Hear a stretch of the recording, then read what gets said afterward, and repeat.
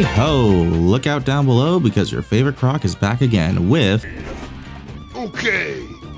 Donkey Kong Country Returns HD. Yes, as we reach year 11 of the long, frustrating wait for a brand new Donkey Kong game, and fans of the powerhouse primate, myself included, eagerly hope that the Switch 2 will give us some sort of update on the series, Nintendo went ahead and tossed out a small stopgap in the form of Donkey Kong Country Returns HD, an updated port of the 2010 classic that's been brought to modern platforms by a partnership between Nintendo and Forever Entertainment. While admittedly, the release of Returns HD isn't nearly as exciting as a new game, at least in my opinion, the Switch has had some really great remasters of older titles that have vastly improved the visuals, added new gameplay elements, and even offered entirely new experiences alongside the base game. So, if Returns got the same amount of love, then it'd be a perfect way to tie DK fans over until the next true installment. So, has this classic been lovingly brought to the modern age in a way that makes it feel new all over again? Or does this remaster end up feeling like little more than a cheap gap filler to tie into the recent Donkey Kong theme park and kill time until the release of the Switch 2? Well, let's dig a little deeper and find out as Krank Critiques Donkey Kong Country Returns HD. Alright, some background on the original game before we dig into the remaster. Donkey Kong Country Returns was originally developed by Retro Studios, the folks behind the critically acclaimed Metroid Prime trilogy, and was released all the way back in 2010. The game was meant to be sort of a course correction, perhaps even a return to form,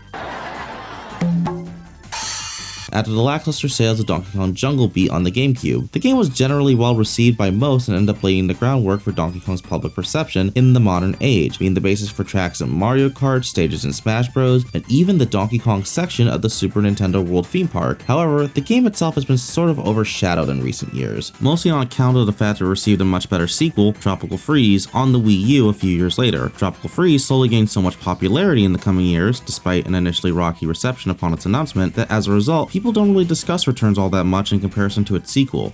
It sort of just faded into this awkward middle zone, not necessarily forgotten, but also not really lauded in the same fashion as either its predecessors from Rare or its successor from the same team, just kind of the redheaded stepchild of the DKC series that often goes underlooked, which is a shame in my opinion, because I absolutely love Returns, so much that I would not only call this game one of my favorite 2D platformers ever made, but I consider it foundational when it comes to my taste in games and my adoration of the Donkey Kong series as a whole. The level design is tight and intricate. So many of these stages are filled with exciting set pieces that will always keep you guessing as to what's coming next. From running across a beach while dodging bombardments of cannonballs being heaped upon you by a battalion of pirate crabs, to being chased by a giant bat through a collapsing mine as the animal forces you to avoid a flurry of sonic booms, culminating in you having to dodge a giant continuous Dragon Ball-ass laser at the very end before the bat finally crashes, letting you watch this creature that's menaced you throughout the entire level bash its head on a crystal and tumble forward like a dumbass, bringing the level to a humorous and satisfying conclusion. Overall, DKC Returns is a masterclass in 2D game design, and while I do agree Tropical Freeze is better, I admit that I wish Returns got a little more time in the spotlight since it not only laid the groundwork that Tropical Freeze built off of, it also did the work of bringing Donkey Kong to the modern area and gave the somewhat floundering series a new sense of identity after Rare, the original developers of Donkey Kong Country, were bought out by Microsoft. Although, small side note, and I swear this will come back later, my first experience with the game wasn't actually on the Wii. You see, I actually first played the game through its 3DS port that came out in 2013, and I played that version over and over again, combing through every level and fawning over this title like it was the second coming. I absolutely loved Returns 3D as a kid. It's pretty much the reason why I brought my 3DS anywhere and everywhere other than Pokemon. Despite my love for the 3DS port though, I can admit it was sort of a mixed bag technically. You see, it only ran at 30 FPS as opposed to the Wii version 60, not to mention it obviously had to take a graphical downgrade in order to fit on 240p handheld screen, but to compensate, the studio behind converting Returns to the 3DS, Monster Games, developed a handful of new levels that can be unlocked after collecting all the orbs and the extra temple levels. They also added an easier difficulty mode, and of course, being on the 3DS meant that it was portable. Not to mention, the Wii version had shoehorned motion controls that force you to shake the Wiimote like you were trying to light a fucking glow stick, whereas the 3DS version allowed you to just press a button, which ultimately made controlling DK feel a lot more comfortable. All the additions and changes Monster Games threw in essentially meant that playing Returns forced you to weigh your options between the two versions. The Wii original looked much better, could be played on a TV, and ran at 60 FPS, but the 3DS version had extra levels and easier difficulty mode and didn't force the player to use motion control, not to mention it was portable. So, in theory, a remaster on Switch should be the best of both worlds, right? The Switch could easily run the game at 60 FPS while still being portable. Just throw in the changes Monster Games made and bada bing bada boom, you now have the definitive version of Returns. And that is what Returns HD does, or well, attempts to do in case of the visuals, but we'll get to that in a second. But you see, dear viewer, my biggest problem is the fact that that's pretty much all it does. Now that would be fine if this release was around $30 or so, but this game retailing for a full price of $60, making it the most expensive version of the game ever, it feels kind of exorbitant in my opinion, especially when those improvements are aren't always actual improvements, but let's talk about that a little more. Starting with the visuals, while they are redone, for the most part it's just sort of a pretty simple upscaling. There are added effects here and there, but most of them look pretty spotty and heavy-handed. A perfect example is any level of water in the background. There's way too much seafoam and reflection on the water's surface, so it just ends up looking plastic. Not to mention, in certain levels like Stormy Shores, the water looks actively worse. You can see it clipping into itself, which wasn't nearly as apparent on the Wii version. Not to mention the darker color makes it look like it's taking place in Goo Lagoon from SpongeBob. Here, take a closer look and you'll see what I mean. What's supposed to be these thrashing waves are just big blue hills clipping into each other. It looks really rough. While this is kind of apparent in the Wii version if you look closer, it's way more obvious in the Switch port, and this feels like something that should have been fixed, not worsened. In fact, even in the areas where the graphical overhaul doesn't feel actively worse than the Wii version, it just ends up looking sort of slapdash for the most part. There's a lot of areas where Forever attempted to add extra detail to the game, but just ended up making things look far more unintentionally jarring than they were before. For instance, the developers attempted to add more detail to DK's fur and make him look closer to how he does in Tropical Freeze. Not a bad idea, but instead of making his fur bushy and bristly in a manner that actually resembles hair, it's smooth across his body and just sort of looks like textured clothing. It's more akin to leopard print pants and fake fur coats than it is actual animal hair. And to top it all off, what makes the elements of the games that did get touched up stand out all the more is the fact that there's a lot of areas in the game that just sort of went untouched and still have those same flat textures from the 3DS and Wii. And there's this odd juxtaposition in what did and didn't get changed that makes the whole game look somewhat uneven with itself at the best of times, and while the game doesn't look outright bad, it's also hard to really call this an out-and-out improvement in the way a remaster should be. If I'm being entirely honest here, most of the attempts to make the game look better actually end up backfiring and make it look worse in my opinion, since it throws off the sense of cohesion the original art style had. The nicest thing I can say about the visuals is that when the original art style does shine through, then it still looks very good, but again, that's not something I can really give to the remaster. That is just the original way the game looked, still looking good in spite of what was done to quote-unquote remaster it. I might seem like I'm harping on this point, but when this is a remaster that's main selling point is improving the visuals, and I think it's only fair to scrutinize these visuals that much harder, because it's a big part of what they're expecting you to spend $60 on. And in that regard, it's just not up to snuff, I'm sorry. Especially when compared to other titles on Switch like Metroid Prime Remastered or Kirby Return to Dreamland Deluxe, both titles that did a much better job of updating their respective games' graphics for the Switch era. I understand it's maybe a little bit unfair since those games had their original developers, Retro Studios and HAL Laboratories on those projects, whereas this is a third-party company that Nintendo's working with. When you're repackaging and selling a game this old at full current gen price, you need to do better than this. And in my opinion, I'm sorry. Alright, let me calm down a bit. Sure, the remastered graphics might be a bit of a wash, but hey, graphics only account for so much, so how does Returns HD play? Well, it's more or less the same as the 3DS port, just at a higher frame rate. DK can run and jump, pretty standard for a platforming pro tag, but the real buttered bread of his moveset is his roll, which not only allows you to take out enemies, but it also builds momentum that lets you jump higher and farther so you can really clear those tricky gaps or land on a faraway enemy, bounce off them, and keep your sense of movement going. Precisely chaining rolls, jumping off enemies, and using environmental objects like swingable vines is to key the blasting through levels, and while DK's heavier controls can take some getting used to, once you get a feel for how he moves and interacts with the world around him, it's both easy and exhilarating to go flying through levels as fast as you can. The game rewards taking calculated risks and going with the flow, so you don't want to overthink your approach too much, but you do still need to be a little careful so you don't accidentally launch DK into an enemy or down a pit. There's this really fine balancing to the game's platforming that might feel tricky to master, but it's actually incredibly intuitive once you get the hang of it. There's also two alternate level types you'll occasionally come across: minecart levels, which have been a DKC staple since the very first game, and rocket barrel levels, which were introduced here in Returns. The minecart levels are mostly unchanged from the days of the SNES, right along the track while jumping over and ducking under obstacles, and occasionally switching lanes when need be. But thanks to the higher frame rate, they feel much faster this time around, meaning you gotta have split-second reaction time, especially when going for collectibles. And the rocket barrels are similarly challenging, requiring you to hold jump to ascend and then release it to descend. Only there's sort of a natural wait and delay to how the barrel moves. It doesn't just shoot up when you hit the button. DK has to pull it up and force it into that trajectory, meaning you need to take account for the second or two that takes. Same with descending. Sometimes you'll end up having to ride on your own momentum for a little and still be going up before you can head down. It's sort of like that Flappy Bird you kids play nowadays.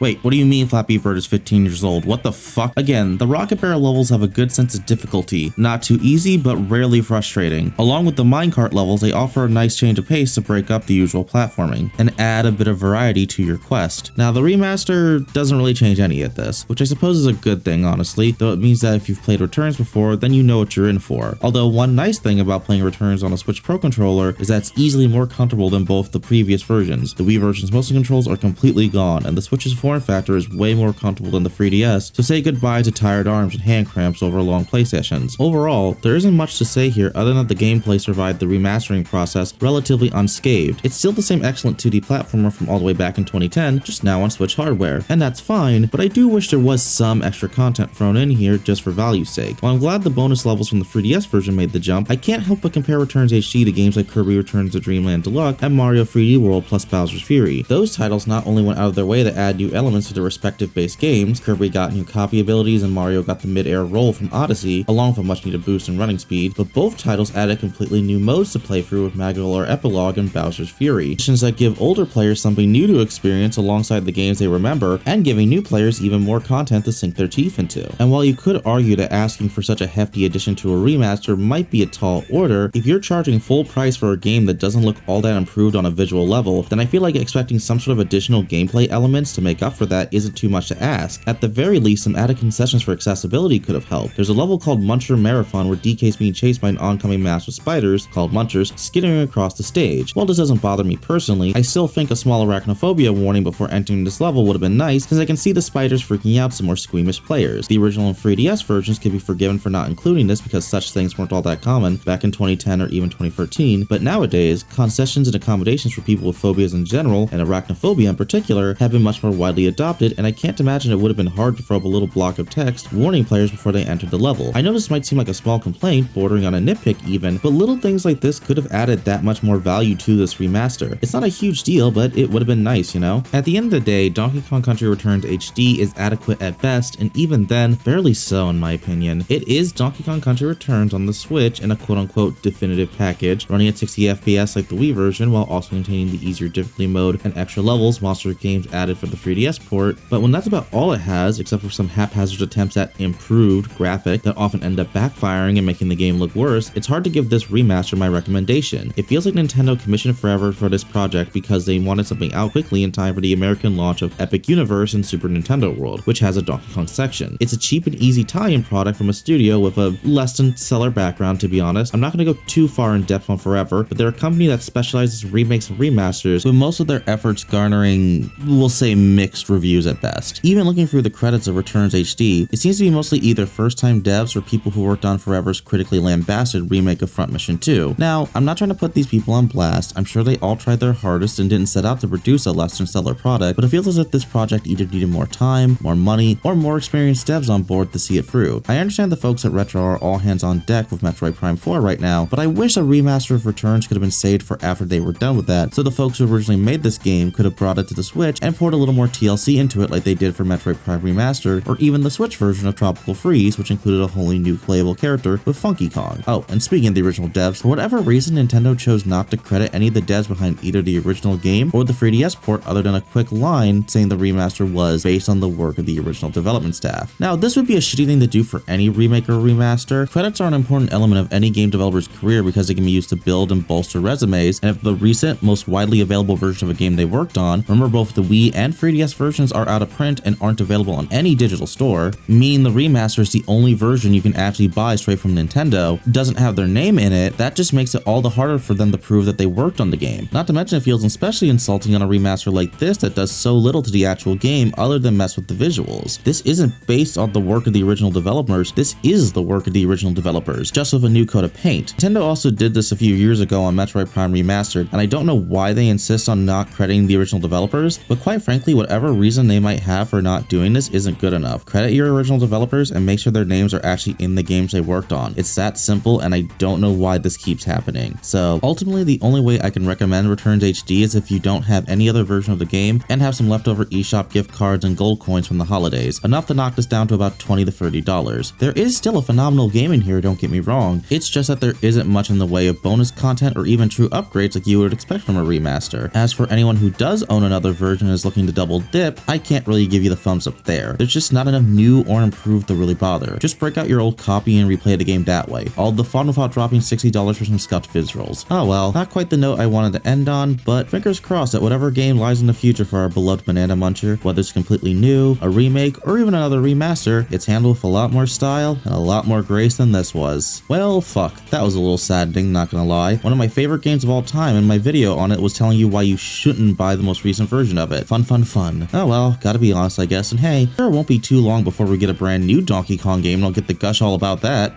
Right, Nintendo? Right? There's a new DK on the way, right? There's gotta be.